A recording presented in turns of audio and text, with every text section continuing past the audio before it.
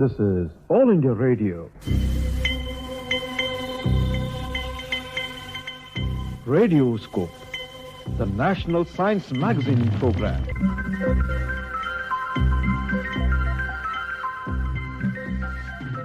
Good evening and welcome to the latest edition of National Science Magazine program of All India Radio, Radioscope.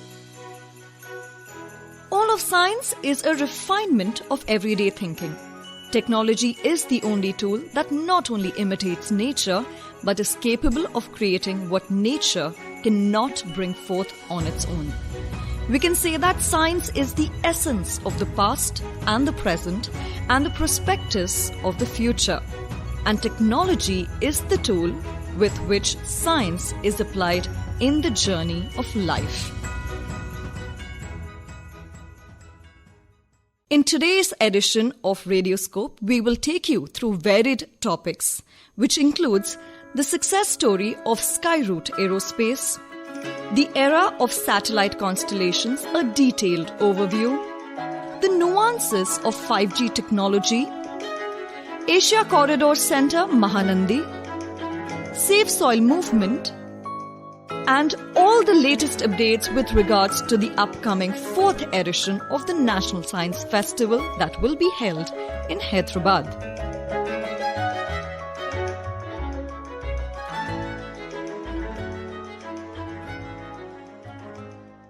Vikram S rocket, India's first privately developed rocket, launched from the Indian Space Research Organisation, that is ISRO, at Sriharikota Launchpad.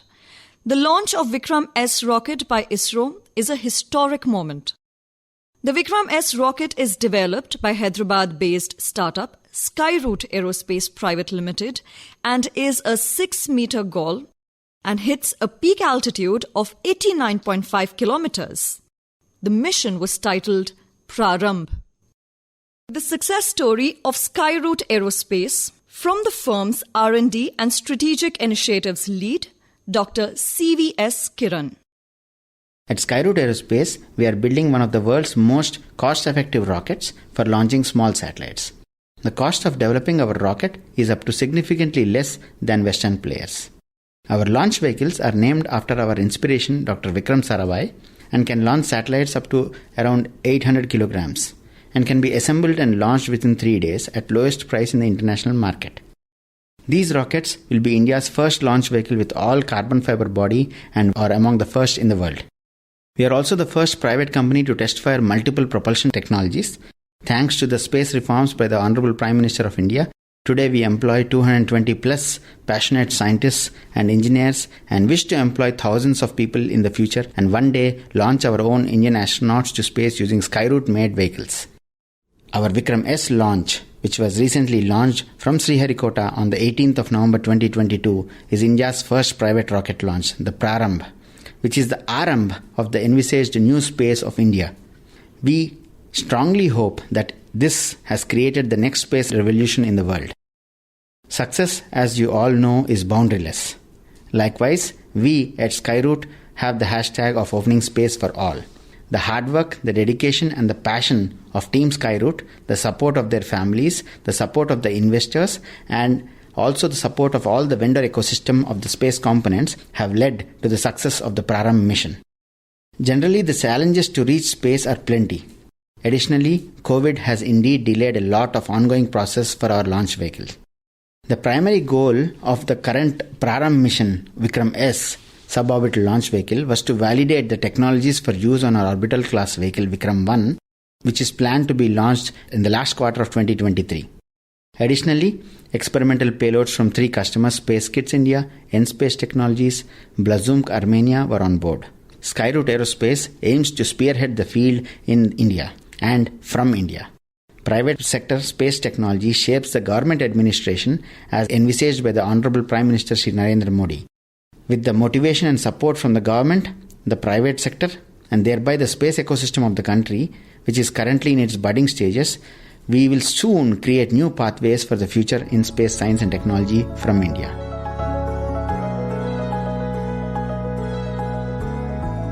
Let's now take you through the era of satellite constellations. A detailed overview on how the space technology is going to emerge as an impetus to the social and economic spheres in India and the world by Dr. V. Seshagiri Rao, a former distinguished scientist of the Satish Dhawan Space Centre, SHAR, ISRO. Nowadays, there are a number of satellite constellations that are available in space. People want to use, let us say, GPS for navigation and guidance. It is possible only because of a constellation in space. The scientists and many other countries who are actually experts in space, they thought of using satellite constellations for various purposes other than GPS. Then what happens? The satellite cost comes into picture. If you want number of satellites in a constellation, and the satellites, let us say if it's a 1000 kg satellite, the preparation cost and the maintenance cost, everything is high. If you want to make number of satellites in a constellation, if the satellite cost is less and the preparation time is less, and you can launch number of satellites in short time. So that is why the mini, micro and nano satellites have come to picture. Any satellite whose weight is less than 1000 kg is called small satellites, and mini satellites is 100 kg, and micro satellites are still less than that. So people are now launching satellites up to 1 kg and below that. And for example, if you take SpaceX as one person who is launching number of satellites for internet from space, he wants to launch 40,000 satellites into space as a constellation. When you want to launch 40,000 satellites, the permissions matter there, because it will occupy the space. Right now he has taken permission for 5,000 satellites, 3,000 has been already launched, and he is actually giving service from space for internet purpose. So why internet purpose the satellite service is required is because of two reasons.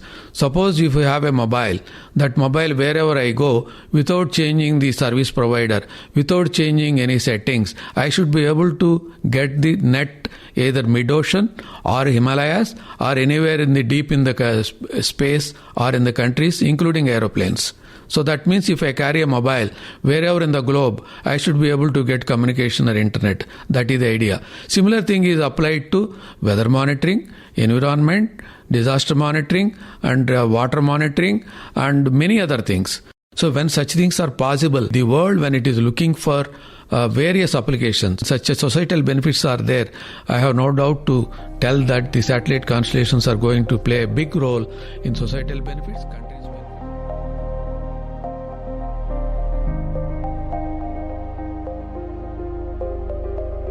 Let us now understand the nuances of 5G technology from the Director of the Department of Telecommunications, Sri M Arvind Kumar. 5G enables a new kind of network which is designed to connect virtually everyone and everything together, including machines, objects and devices. This 5G wireless technology is meant to deliver higher throughput in terms of multi-gigabit data speeds, ultra-low latency, more reliability communications, massive network capacity, increased availability, and more uniform user experiences to wide user base. Also, it delivers high performance and improved efficiencies, which empowers the users and also connects various industries to take leverage of the new technology. For providing such kind of wide range of services, 5G services can operate in 3 different frequencies, such as low band, medium band, high band. As per the ITUR stands for International Telecommunication Union Radio, has defined 3 main applications of the 5G: enhanced mobile broadband, ultra reliable low latency communications we call as URLLC, and massive machine type communications. This enhanced mobile broadband has got a faster, higher throughput and gives lot of capacity enhancement, and it will benefit in areas where you require higher traffic, such as like stadiums, you have got cities and where some kind of events are going on. So where the bandwidth is more required, we'll use this enhanced mobile broadband technology.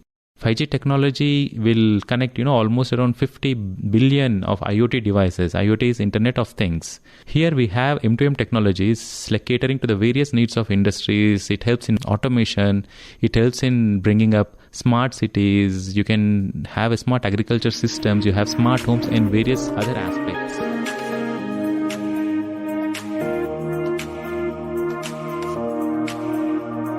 Let us now understand the purpose of Asia Corridor Centre coming up in Mahanandi. It's going to be a great opportunity in the endeavour of achieving the Sustainable Development Goals of the United Nations. A talk by Jayaramulu Lingutla, Chief Expert, United Nations Vision 2045. The 17 Sustainable Development Goals and 169 targets are to be connected at every stream. So thereby, even a mission group entity, as the Secretary General of United Nations of Andhra Pradesh and Telangana, Secretary of United Nations Association of India, with the permission of the ICSTI, we have created a corridor of Asia at Mahanandi, Ahobilum Tachampet, with a divided state with undivided development. This corridor talk about every stream of 24 streams on 5 elements. In this regard, we have partnered with IIT Hyderabad and CSR Labs, where it is going to be touched to the world. This corridor not only in Asia, Europe corridor also we have taken up, and an Africa corridor also we have taken up. This Africa corridor and Europe corridor and Asia corridor center Mahanandi, with a great bull declaration, with a scientific methodology paper, is bringing and submitting, promoting, educating, executing, bringing the research outcomes. Such research outcomes we are establishing at conference of parties of the multilateral agencies to talk about with a specific paper. This paper definitely stands before the world as a first from Asia Pacific Association of Andhra Pradesh and Telangana. Why this important of the Sustainable Development Goal is a big question. The people are not at all understanding the Sustainable Development Goals activities. No doubt it is there in the website and this is a buzzword. Everybody is coming forward and talking about this. Every authority is talking about the Sustainable Development Goal, no doubt. It is being decided. But the background of the Sustainable Development Goal need to be understood. So that is why I have given such a name is Pre and Pro SDG Research Analysis of the Cross-Country Research Analysis. How the cross-country research analysis will explain about these corridors. That is why the corridors has been taken up. Suppose if I talk about sitting at one location to talk about the development of the activities, the right direction development is most important. Simply constructing the building and laying the roads is not a development. Right direction development need to be taken up. The right direction development can be taken up through Sustainable Development Goals. Such Sustainable Development Goals has to be displayed in the corridor and talk about every stream. That stream will have a cross-country research analysis of the. Then how do we take the cross-country research analysis? The cross-country research analysis need to be taken from Europe and Africa, and I am telling you, this center of Mahanandi will stand as a first of its kind in the world. How the Sustainable Development Goals can be taken up, all the students of Indians and other people of the students of the communities can visit this corridor and understand it will stand as an implementing agency of this particular corridor, how the Sustainable Development will be displayed.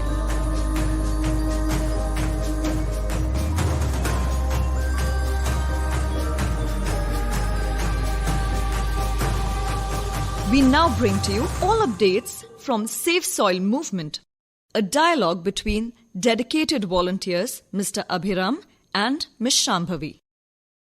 Hello, this is Abhiram and I'm a full-time volunteer for Save Soil. Today with me is another volunteer, Shambavi. Hi. Hi, hello Abhiram. First of all, this is a great opportunity for us to be able to talk about soil and the Save Soil campaign. So the Save Soil movement addresses the grave problem that we have in the face of humanity, that is soil extinction. So we have heard about some species becoming extinct, but Yes. The soil becoming extinct, many people might not be aware of this, as I was not. When I came to know about the Save Soil global movement, I was also not sure that or not aware that soil could go extinct. So when I got to know more details about it or more facts about this, what I understood is the soil, the agricultural soil mainly, what this movement is focusing on, 38% of this world land is agricultural soils. So the top 10 to 12 inches of this soil has to be organic. So when there is at least is what we're talking about, when there is at least 3 to 6% of organic content in the agricultural soils, only then we will be able to produce healthy crops. So what's happening today is that our soils are losing that organic content drastically. to an extent where we are losing 1 acre of agricultural soil every second. So at this rate, we have only around 60 years of cropping left. And in the coming years, by 2045, it is predicted that the global population would reach around 9.2 billion people, and we would be producing 40% less food than what we are producing today. So it can lead to civil wars, forced migration, and many such consequences, a lot of hunger around the world. So in order to change this narrative, in order to change the future course of where we are heading, we have started the Save Soil movement. And as Shambavi was mentioning, it is about conserving and revitalizing the agricultural soils of the world. So there has to be a minimum of 3 to 6% organic content in the soil to call it a healthy and rich soil. Right now in India, 63% of the agricultural soil has less than 0.5% organic content. That means it's almost a desert. And as we know, nothing can be produced in the desert. So this is what we have started off with since March 21st. Spread awareness all across the planet. So as part of this prolonged campaign, the volunteers have started something called as Ride for Soil, where we went out to rural villages and rural areas, and we have been spreading the message. We have been talking to farmers, politicians, police officers, doctors, you name it, school children, everybody we could get a session with, and we have been giving this awareness about Save Soil. Yes, and mainly because we are not talking about soil extension in a part of the country or in India itself, but across the globe, this is a problem, this is a reality. And that is why it makes it very important that the policy change has to come, because we want to address a very huge demographics or many countries or the whole globe for the fact.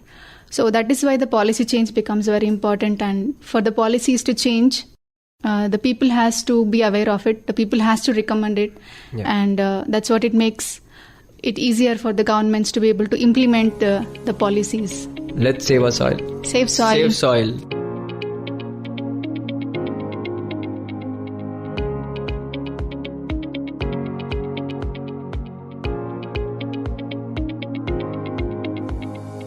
We now bring to you all the latest updates about the upcoming 4th edition of the National Science Festival to be held in the city of Hyderabad.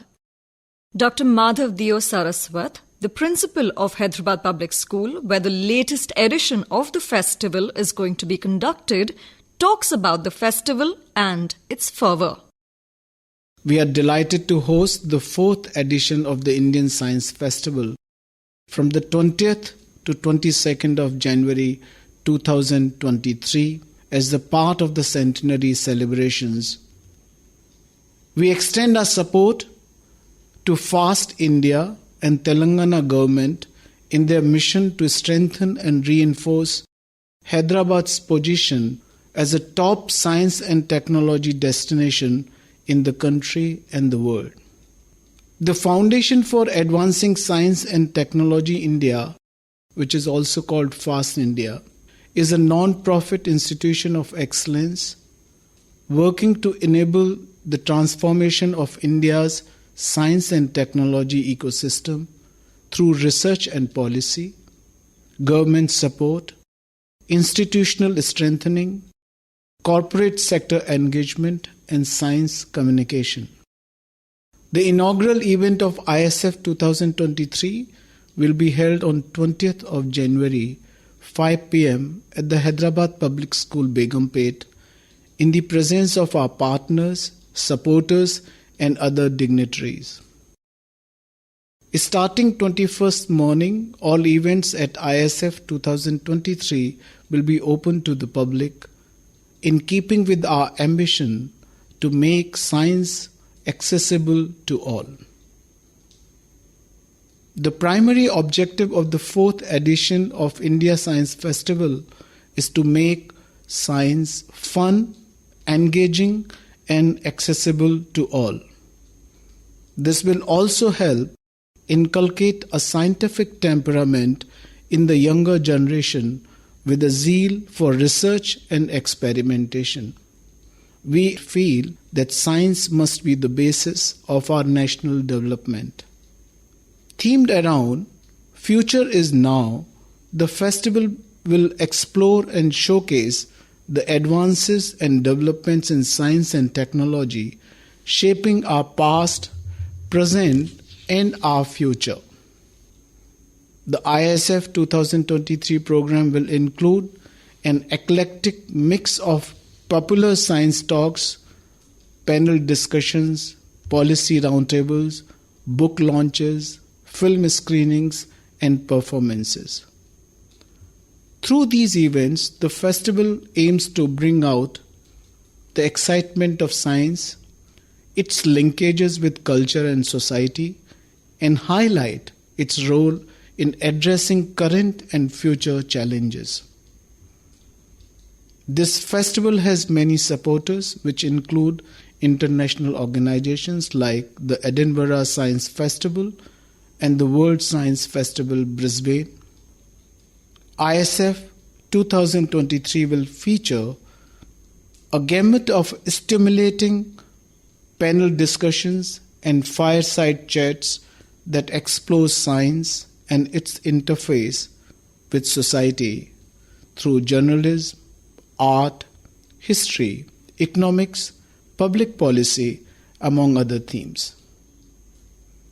Our policy roundtables will bring together diverse experts to discuss pressing issues related to science, technology, and innovation of national and global relevance, resulting in policy recommendations. The festival's broad themes include climate change, genomics, public health, AI and robotics, space research, and coming together of science and arts. I appeal to all sections of society to turn up in large numbers, understand the objective of the event, and participate to enjoy and enlighten themselves. Come, let's celebrate science and its multifaceted nuances and create a valuable storehouse of knowledge for the present and the future.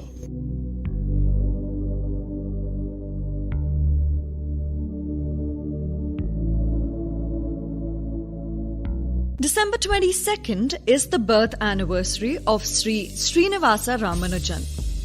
Srinivasa Ramanujan is the Indian mathematician whose contributions to the theory of numbers include pioneering discoveries of the properties of the partition function.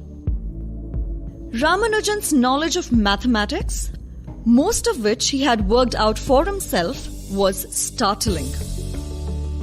Although he was almost completely unaware of modern developments in mathematics, his mastery of continuate fractions was unequaled by any living mathematician. He worked out the Riemann series, the elliptic integrals, the hypergeometric series, the functional equations of the zeta function, as well as his own theory of divergent series, in which he found a value for the sum of series using a technique which he invented that is now called the Ramanujan summation. In 1976, a lost notebook was discovered containing groundbreaking new formulae from the last year of Ramanujan's life. A century later, these formulae are being used to understand the behavior of black holes.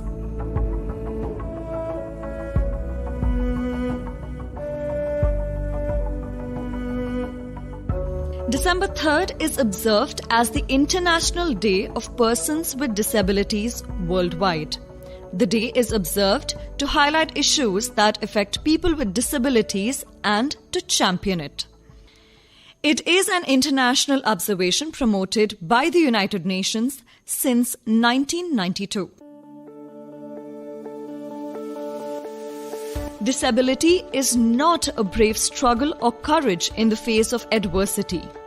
Disability is an art. It's an ingenious way to live.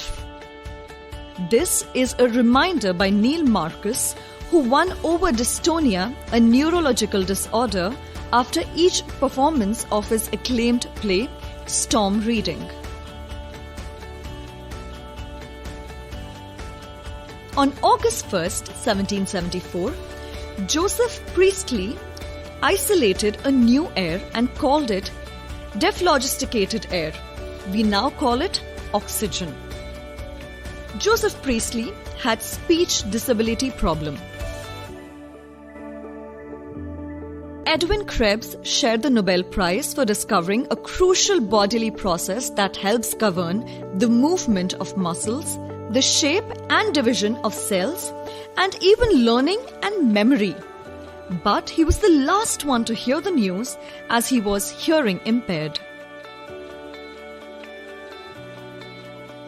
John Workup Cornforth was awarded the 1975 Nobel in Chemistry for his work on stereochemistry of enzyme-catalyzed reactions. Sir John Cornforth's life and career were shaped by a hearing disorder that left him profoundly deaf by the age of 20. We have all been told Thomas Edison had a learning and hearing disability. But the question is, how many patents did Edison have? Edison had over 1,000 patents. He executed the first of his 1,093 successful US patent applications on the 13th of October in 1868 at the age of 21.